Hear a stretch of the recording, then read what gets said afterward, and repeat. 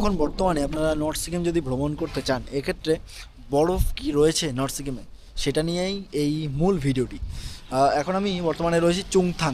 আমি জাস্ট একেবারে জিরো পয়েন্টটা ভ্রমণ করেই ব্যাকে রিটার্ন করছি, তাই ভাবলাম আপনাদের মাঝে ছোট্ট একটি ইনফরমেশনটা তুলে ধরি।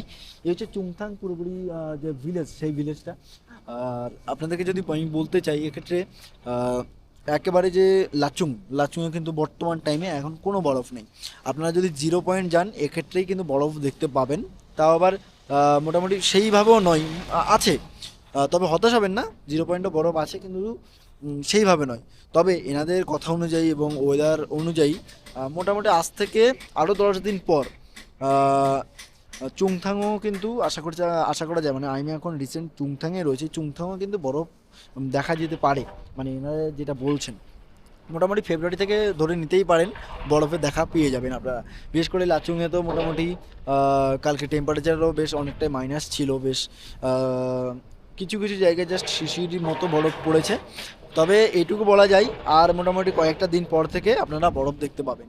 এছাড়াও কাটাও গিয়েছিলাম, কাটাও অনেক বরফ দেখেছি। তো এই ছিল ছোটো একটা ইনফরমেশন, কেমন লাগলো সেটা অবশ্যই জানাতে ভুলবেন না।